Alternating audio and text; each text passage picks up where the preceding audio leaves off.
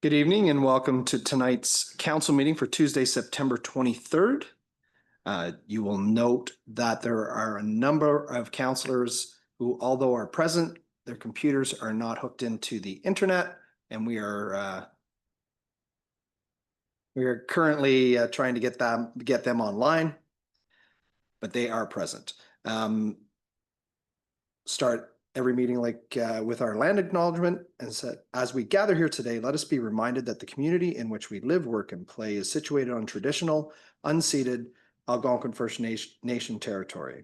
We would like to acknowledge and thank the Anishinaabe people and express our respect and support for their rich history and culture. Could I get a call to order, please? All members of council are present. Thank you. Item number 3 is the approval of the agenda. Could I get a mover and seconder for that the agenda be approved as presented? Moved by Deputy Mayor Tennant, seconded by Councillor Comley. Is there any discussion on the agenda? Seeing none, all in favor? Any opposed? And that is carried. Disclosure of pecuniary interest and or conflict of interest, a general nature thereof, can be made at any point. Councillor Sekaspina.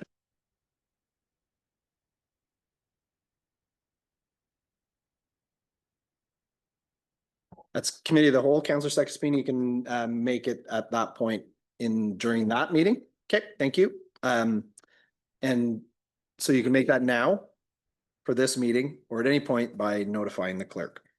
Item number 5 is the approval of the minutes. Could I get the recommended motion, please? That the council minutes dated September 9th, 2025 be accepted as presented. Moved by Councillor Hinton, seconded by Councillor Sekaspina. Is there any discussion on the minutes? Seeing none, all in favor? Opposed? And that is carried. Item number 6 is consent report. Could I get the recommended motion, please? That council received the consent report dated September 23rd, 2025. Moved by Councillor Atkinson, seconded by Councillor Kavanaugh. Is there any discussion on the consent report? Seeing none, all in favor? Opposed? And that is carried. Item number 7 is bylaws. We have 1 to amend parking bylaw. Recommended motion, please. That bylaw 72-2025 to amend traffic and parking bylaw 46-2003, no parking on a portion of McPhail Road and upgrades to accessible parking spaces be read a first, second, and third time and finally passed. Moved by Councillor Hinton, seconded by Councillor Sekaspina. Is there any discussion on that item? Seeing none, all in favor? Opposed? And that is carried. And that moves us quickly along to announcements, of which we have 3. And then we will open it up to council to see if anything else is going on in the community.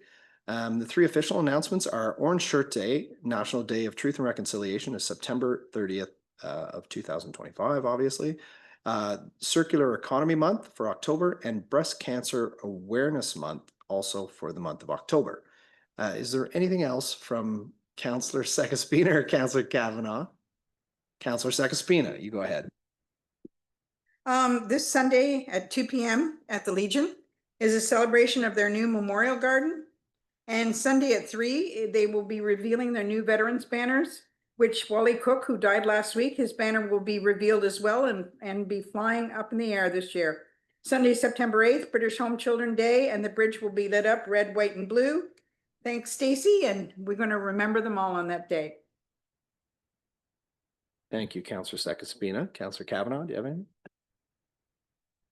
Yes, although because of my computer's not working, I should have written it down on paper, but just a reminder that October 3rd, 4th, and 5th is Pumpkin Fest weekend. We are all very excited about, sorry? Oh yes, except every time I try to connect to my audio, so I'm going to wait till in between.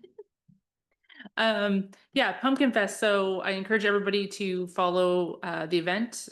You can find it on the Rec and Culture Facebook page. There is a ton of stuff going on. Starts Friday night, continues all day Saturday into the evening Saturday, all day Sunday, and I believe culminates with a Festival of Small Halls performance at 2:30 at the arena on Sunday if memory serves. So please check that out and get out and enjoy that fabulous family weekend. Thank you, Counselor Kavanaugh. Is there any other announcements? Seeing none, we will move along to item 9, which is the confirmatory bylaw. Could I get the recommended motion, please? That bylaw 73-2025, confirmation of council proceedings for September 23rd, be read a first, second, and third time and finally passed. Thank you. Moved by Counselor Comley, seconded by Counselor Kavanaugh. Any discussion? Seeing none, all in favor? Opposed? And that is carried. Item number 10 is adjournment, and the recommended motion is that the meeting be adjourned at 6:06 PM. Moved by Counselor Comley and seconded by Counselor Atkinson. All in favor? No opposed. We are adjourned, and we move along to Committee of the Whole, which is chaired by Counselor Hinton.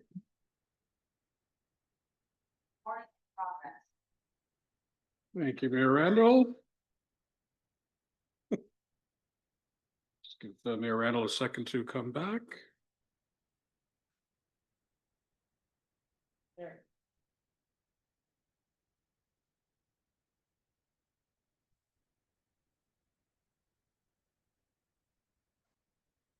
we go.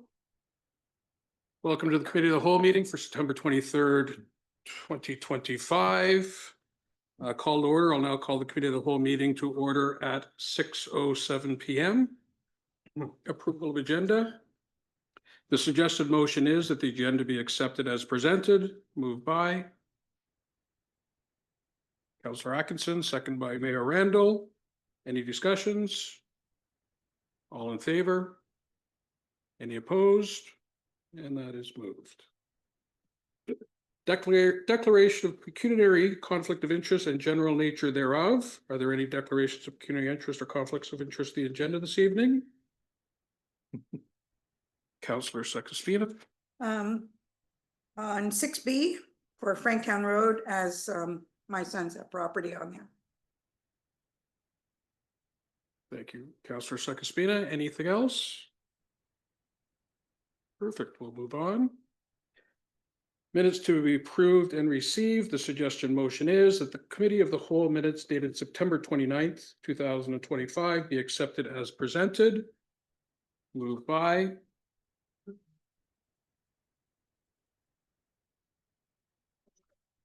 September 9th, please. Councillor Comley, seconded by Councillor Kavanaugh. Any discussions on this? See none. All in favor? Any opposed? And that motion is carried.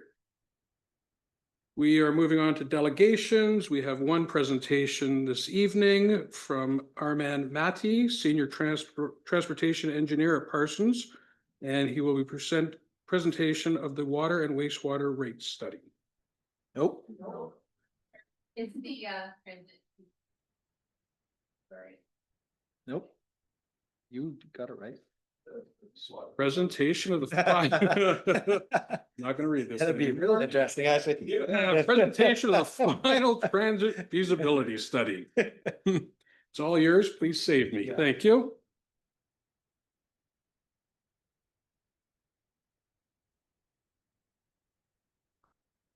Thank you, Mr. Mayor and members of the council. I'm really excited to be here.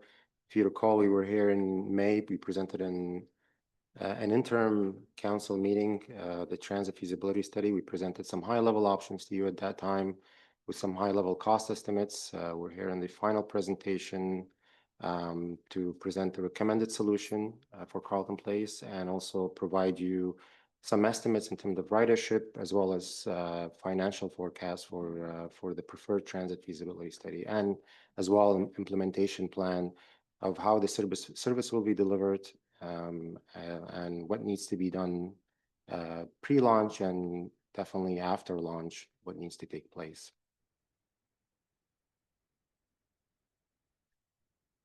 Again, some key topics for this evening. We'll recap our engagement process and what we've heard from the public. We'll remind you a bit of our transit vision and priorities. And as I mentioned, we'll present the recommended transit solution for Carleton Place. ridership and financial forecast, and as well implementation plan.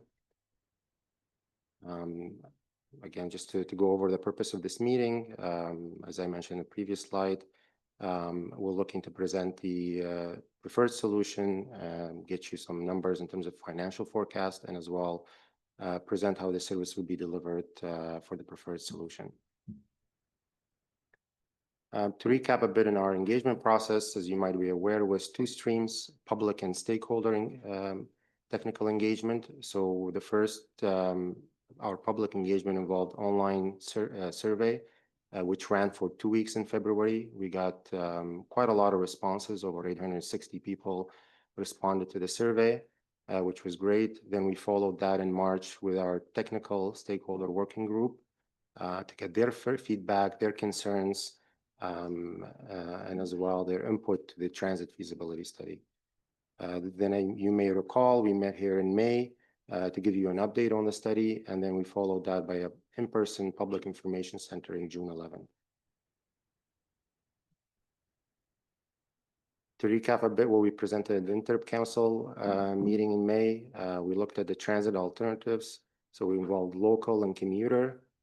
We looked at the service options, and we heard from you that you're looking for more of a turnkey solution than rather ownership. So that's what we based our assumptions for the study. And we presented some high-level cost estimates for the turnkey solution. We'll get into more details, costing later on during the presentation. You might have seen some of these points in terms of the key takeaways from the engagement. Again, we've extracted those common themes that we've heard from the public and key stakeholders, that there is definitely interest in shared transportation options. And again, safe and accessible transit service was a key outcome from our engagement. And one of the key points that came out is connections to Ottawa was really important, preferably to connection to the LRT station when Line 3 is complete. Given the central location of Carleton Place within Lanark County, and also the employment draw to Ottawa, it came as a main option coming from our engagement to have a connection to Ottawa. Again, not to say local transit as well was key. There was some interest in connecting to key destinations within the town. And as well, of course, affordable transit was an important topic. Make sure it's equitable, accessible to all users of all ages and abilities. Main concerns, as we've heard them, tax increases was the big thing, and budget, and of course finding funding to make sure we run the service. Just a reminder of our transit vision that sort of guided us through our study to develop the preferred transit solution. Through our stakeholder engagement and town staff, we developed a transit vision that was fed by key priorities we've went over in the previous slides. Of course, sustainability, being scalable and adaptable transit system that sort of gradually grows with the town, accessible to all users and abilities. Affordability was key, keeping in mind that financial support and funding is needed to provide such a transit service. And of course, it's a long-term solution, reducing the reliance on cars, reducing emission, and contributing to a much more healthier environment. So we'll get into the preferred transit solution. After receiving feedbacks and analyzing the priorities and needs of the town, we're looking to recommend a hybrid transit solution that is made up of two components. So during the peaks, during the 5 days a week, you'll have a fixed route direct service from Carleton Place that will start at CP Arena and will go all the way to Moody LRT station. That's basically 2 trips in the morning taking you to the LRT station, and then 2 return trips in the PM. During the off-peak, that would transition to an on-demand local system. So basically after the morning peak, that will be from 9:30 to 4, will operate within Carleton Place boundaries. Then we'll transition back to commuter. And then if desired, that can continue from 7 to 10 p.m. to offer an evening service within Carlton Place as well. We've also provided a Saturday service from 8 a.m. to 10 p.m. Again, these service characteristics are subject to change depending when the service commences and if there's any adjustments that would be needed after the implementation. In terms of the service delivery, as we've heard, there was an interest in turnkey solution, so we've engaged with third-party contractors to get some information in terms of how that service would operate and what they would be responsible for. Looking at other municipalities, specifically North Granville, how they've taken this. They've developed a 3-year pilot project, and speaking with third-party contractor, they've mentioned that's a sort of typical window they would offer just to give the municipality some time to review the service, how it's operating, and to give them time to monitor the service itself. So for some of the responsibilities, most of the responsibilities would be the contractor, so providing a vehicle. And as you see at the bottom right corner, that's a North Granville vehicle. So it's not an articulated bus, it's a shuttle that's 16 to 20 passengers. That's accessible. They started their service, I think, over a week ago. So the contractor would provide a primary vehicle and a spare vehicle in case of their service disruption with a primary, so the service keeps moving, maintenance, insurance, train drivers, customer service, and as well a booking system that provides real-time scheduling, monitoring any financial operation metrics that the town can keep track of as well as the service develops.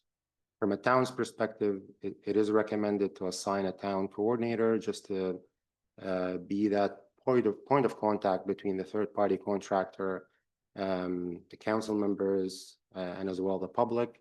And some responsibility may include communication, marketing, or monitoring the financial and operational trends that the booking system is offering, and as well as I mentioned, customer service more of internally than anything. So that's the service delivery method or approach that we're recommending.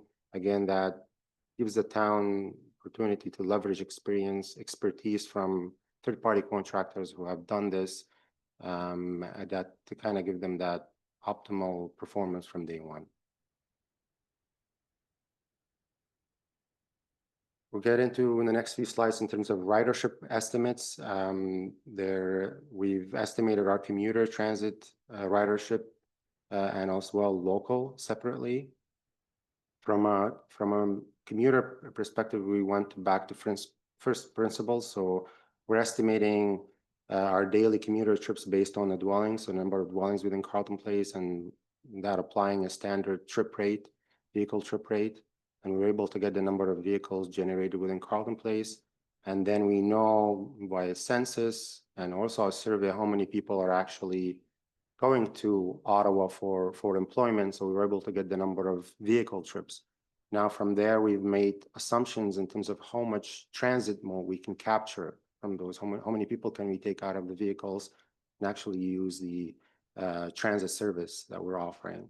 So we've started very slow. We've started from 0.5% to 1% capture, give you a low and high ridership, and then that's gradually growing by 0.5% over the phase of the pilot project. Again, these numbers are aligned within smaller municipalities in terms of the ridership capture, but while also reviewing the previous census of when Carlton Place was running a commuter service, their transit mode share was around 3% as well. So kind of lines. And from there, the annual trip rates were based on the number of weekdays we were able to get the annual ridership one-way trip for the commuter.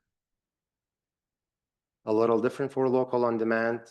We've assumed some average ridership per hour. Again, this reviewing other municipalities and particularly North Granville, which has a monitoring system that provides real data for their ridership, their daily ridership, and their average ridership per hour. So right now they're in their second year.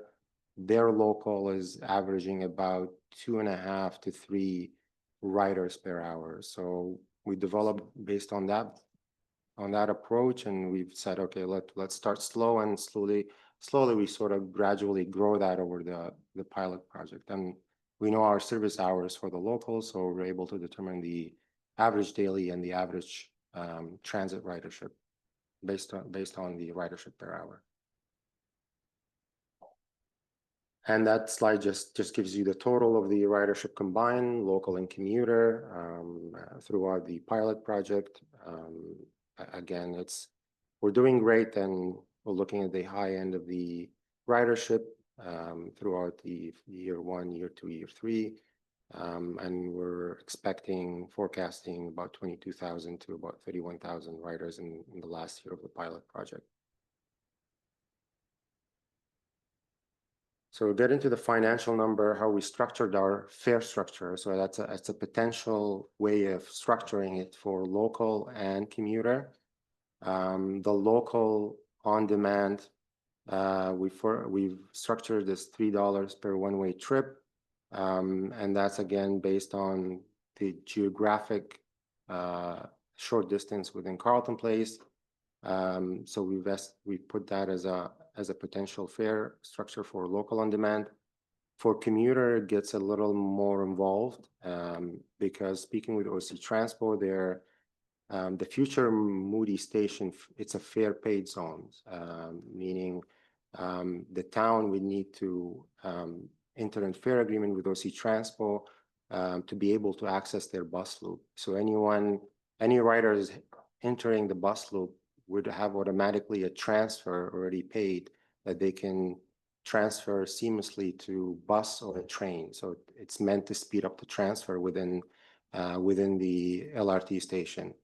Now, of course, there has to be details negotiated with OC Transpo, but they've indicated that there's grounds for to come up with an agreement. And one option would be to charge Carleton Place a single fare ride OC, which is $4. So the town's revenue in this case would be $5. So anyone from a CP rider booking a trip from Carleton Place, my ticket will include going to the LRT station and as well a single ride on the OC train or OC bus to get me potentially to the final destination.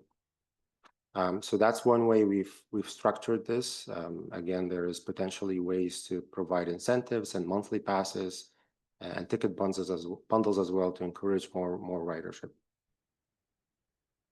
In terms of preliminary financial forecasting, again, we know our ridership estimates and the fare structure, so we were able to determine our annual revenue. Again, if you see a high and low numbers there in terms of the number of ridership. And the operating cost was a discussion with a third-party contractor to give us a low and high, and that's at the average operating cost over the 3-year pilot project. Again, these net operating costs that you see, the town's cost, does not include any grants or government funding. So obviously these net operating costs can be reduced, assuming the town would get funding and grants for the transit service. Again, fare incentives, as I mentioned, there could be monthly passes for local and also commuter monthly passes that could be used for all services, local and commuter, and what include an OC Transpo bus monthly pass, and as well discount tickets bundles that could be used to encourage more riders. That's something for the town to consider, to give incentives to encourage ridership.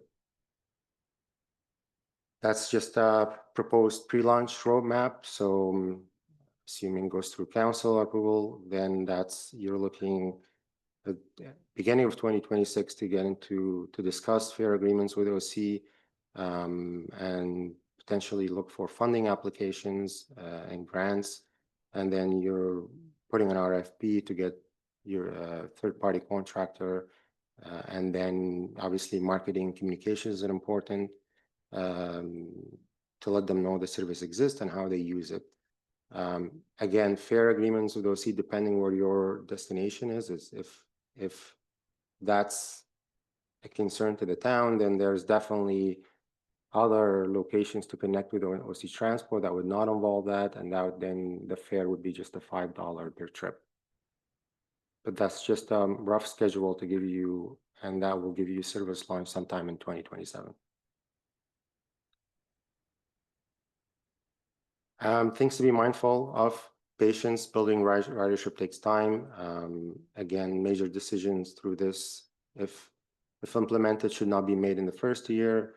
Focus on minor adjustments and increment improvements. Awareness is as well key to building ridership in a smaller municipality. Of marketing and communication would be important as well.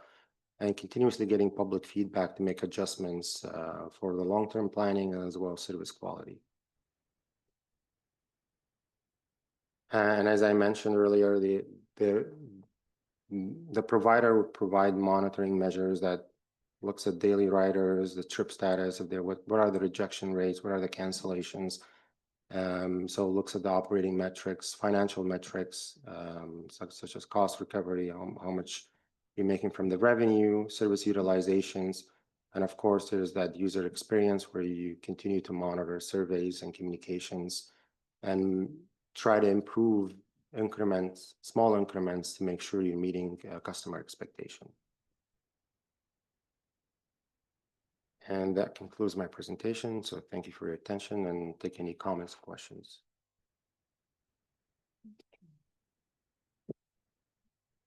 Thank you for that, Mr. Matty. There's hopefully a lot to digest in there. I will open it up to council if there's any questions or discussion. Councillor Sakaspina. Thank you for this. I have a question. The buses we use, it would be up to us if they were accessible or not.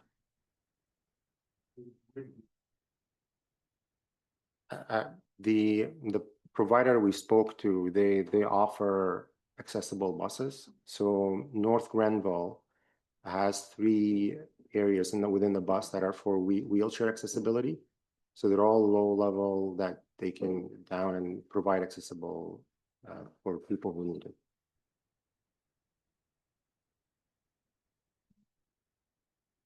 Any questions or comments from the council? Councillor Atkinson? Thank you. Can you hear me? I'm not connected to Yep. There you go. Thank you. I welcome seeing this. I've been looking forward to this for quite a while. I do, and this is just a first step. And again, the county is in the midst of a transit feasibility study of its own, which would eventually incorporate. That's why you're not seeing routes proposed between Carleton Place and Almont and Carleton Place, the Smiths Falls. I just have a question, if whether or not you're aware because transit is an upper tier government responsibility in Ontario. And I'm just wondering if you know whether the county is also looking at that fixed route between Carleton Place and Ottawa, if it's something that would be better suited to have the county do rather than the town. A route within town makes perfect sense to me, but anything outside of our borders, in my mind, seems to be a county responsibility. And that's question 1.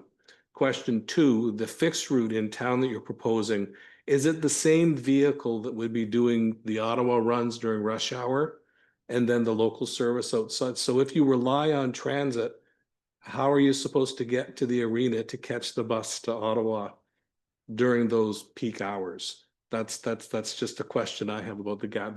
Seems to be a gap in the service level for people who would rely on the service.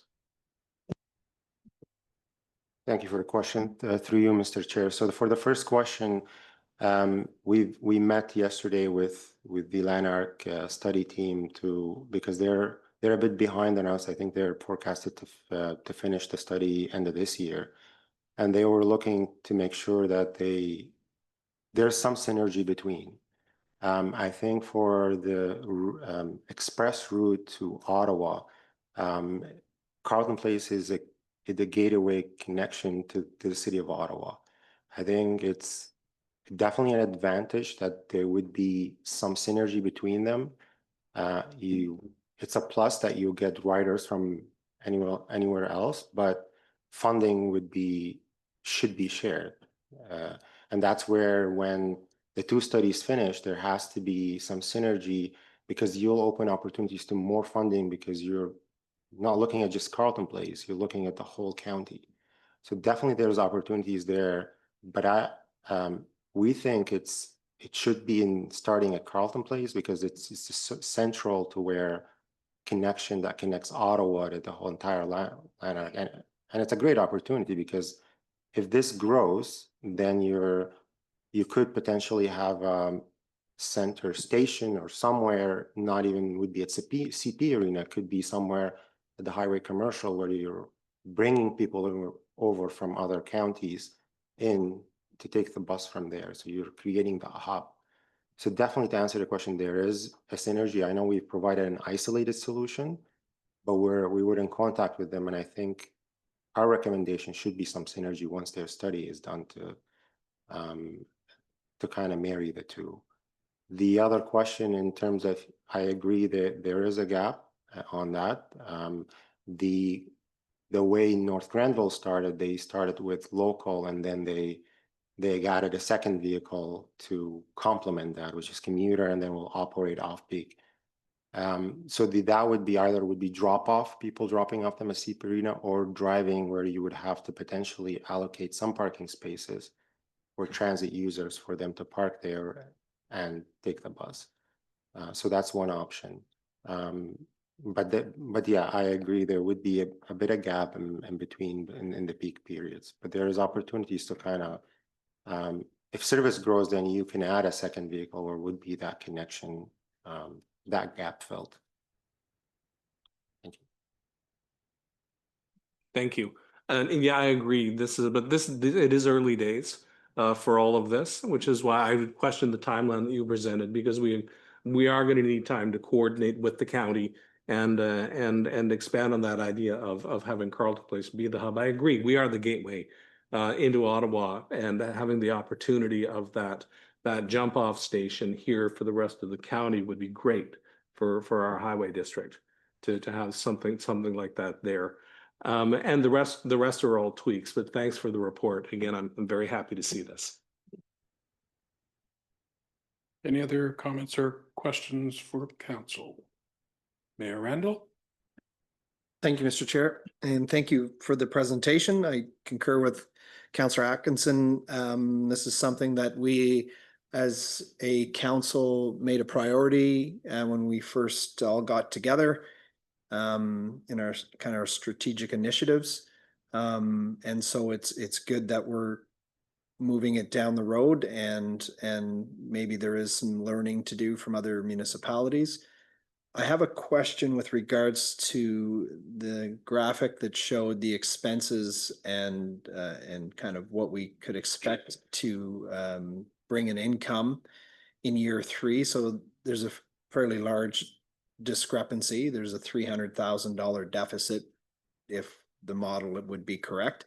My question is, of the $426,000 that we see as expenditures in year 3 of a pilot that we might do, how much of that, or do you know how much of that would be a route between us in Ottawa and the route that would go around town? So how much are we spending in sending people to Ottawa versus how much are we spending in year 3 ushering people around the town of Carleton Place? Thank you. Through you, Mr. Chair. I think the cost, the way that was structured as service as a hybrid solution with a third party contractor. It's based on the service hours that they provide us this model in terms of the operating cost. So I don't have a specific answer as which part of it would be for Ottawa, because it was a blend service that we asked for to provide a cost estimate. But I could tell you what would be the revenue coming from each stream.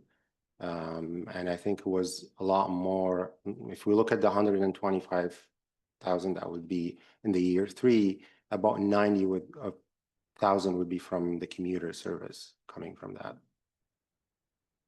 And just because there's we think there's a lot more demand. And the reason we provided the first, different from North Granville, because there was a very high demand for it, and through our stakeholder, that's the top option they wanted connection to Ottawa. and sort of corroborates for what census shows because there's a lot of employment in Ottawa, so they wanted that connection. Thank you. I would assume that the driving back and forth to the city, probably the costing of it, I'll make an assumption that would also be high versus the money we would be getting in. I mean, we had a transit option to the city prior to COVID, I think is when it kind of petered out. Can either Diane or Teresa, was there any funding coming? That was a pay as you go. So citizens who lived in Carleton Place met at the arena, parked their cars there for the day, and I wouldn't think that would, if this was an option going down the road, that would stay the same. We've got lots of parking during the day anyways at the arena. And that people met there, got on the commuter bus, went into the city, it brought them back, they got back in their cars at 6 o'clock and they went home. But that wasn't a taxpayer funded. That was, I work in Ottawa and I don't want to drive in and I'm wear and tear in your car and cost of gas and all that stuff. It must have made sense for those people to do that, because we've had a lot of people, I think, reach out, probably some of the folks that responded to this the survey, asking for this service to come back. And I've spoken to many suppliers that have all looked for us to pay for it. And it's always been this, again, I agree with Councillor Atkinson, is local. I think that's what we were thinking about mainly when we started this, was we have an aging population, a growing population, and we want to make sure that as we expand our commercial options and our residential options, that people have the ability to get around, and funding is becoming tighter and tighter over time. And that this would be a good option for those with accessibility issues and those that are aging, to not have to have a car and to be able to get around town. I still think that group that's going to Ottawa you work there, that's a choice. I'm not sure that taxpayers of Carleton Place, like they didn't before, would pick that bill up. That's just my opinion. I'm open to it if it makes sense, but that $300,000 deficit is a big pill to swallow for us, when I think initially we were talking about how much would it cost to usher people around the community. So I'll leave it at that, but I truly appreciate this. I think we are early stages and we are definitely going to be looking for funding like North Grenville they just got a massive amount of money from the provincial government. I would be looking to do the exact same thing. That's, I'm sure, how they're able to afford to get their program up the way it did. So I look forward to using this information to help obtain grant money and seed money so that we can get a pilot project off the ground. Because I really think the citizens of Carleton Place would benefit from it. Thank you again. Thank you, Mayor Randall. Any other questions or comments from council? See none. Thank you very much for Mr. Matty. Have a great evening. And we will be moving on to reports, which we have several this evening. We will be starting with our 2025 water and sewer rates, communication 136088. And Teresa McConkey will be giving us a report on that. Teresa?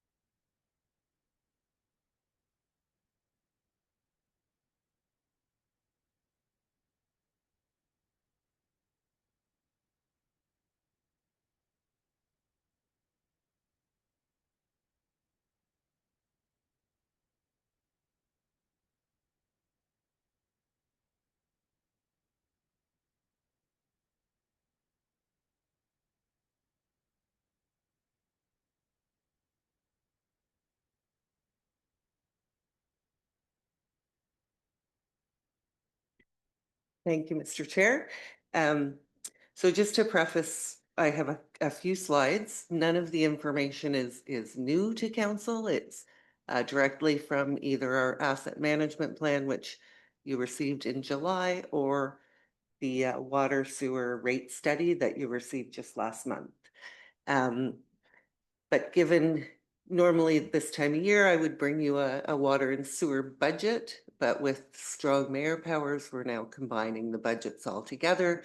So the budget will come later, which is why I'm using the studies that are already in place, just to provide some background information, mostly for the public, on why these rates are recommended. So your water and sewer system is worth just over $400 million. And it's about 71,600 per customer.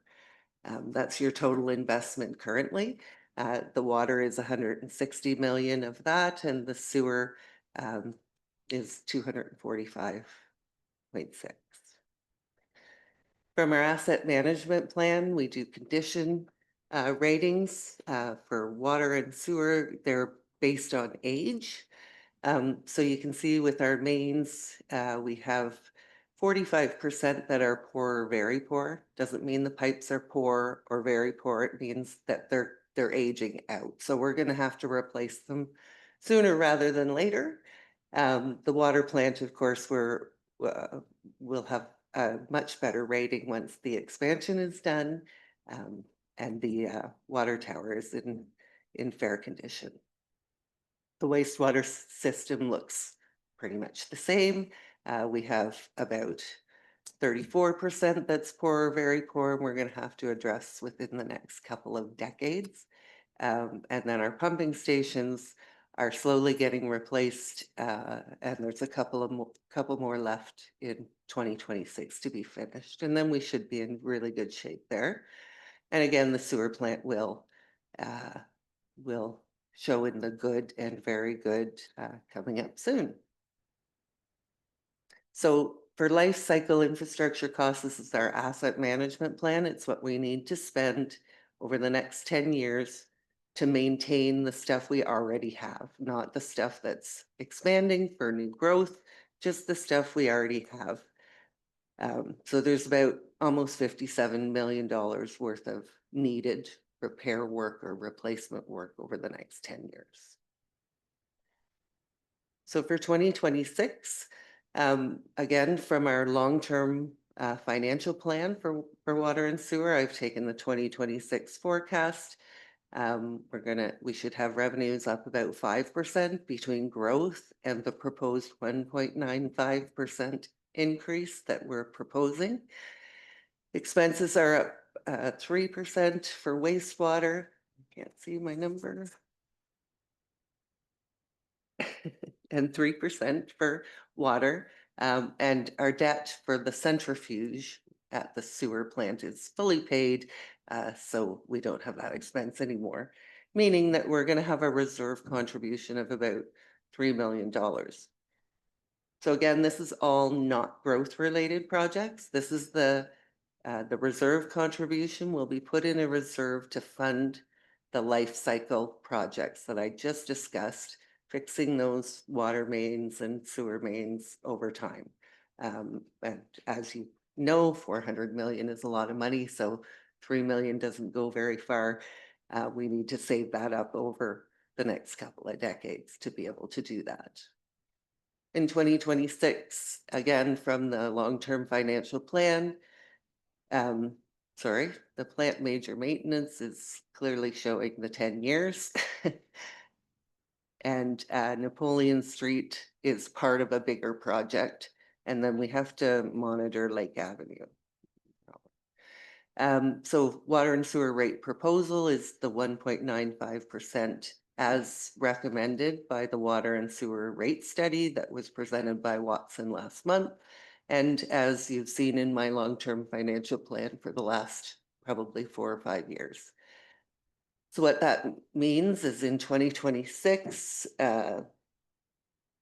the per quarter rate for a 1 to 2 person home with full service would be $262.52, which is $1.67 more per month, or $20.08 per year. The commercial flat rate similarly has gone up by $137 a month, or 10 a quarter, or $16.40 a year. And those unmetered consumption will pay 12 cents more per 1,000 gallons. So this slide, I always like to show you the difference between how CP water rates have increased since 2016. This slide is showing as compared to CPI. So you can see we're about $5 less over that time period. If we all started at $100 back in 2016 and applied our water and sewer rate increases, we'd be at $125.05, whereas CPI would have put us at $130. And then the construction price index, which is what we have to deal with for all of those infrastructure replacements that I've just talked about, has gone up significantly more and would be at 170.79. So having the ability to keep your water rates at a 1.95% increase is very fortunate. This comparison again came from the water and wastewater rate study, just shows the residential for, I think they use 3 to 5 people, from Montague in the Rideau range, which is $2,400 per month or per year, sorry, to Carlton Place there in the middle, showing 25 and 26 rates. So again, your water and sewer system, I think, has been well managed to provide a reasonable cost service for your residents. So now I'll just talk about growth because we're growing so much. So in the study and our long-term financial plans, the growth-related capital projects for 2026 to 35 are just over $111 million.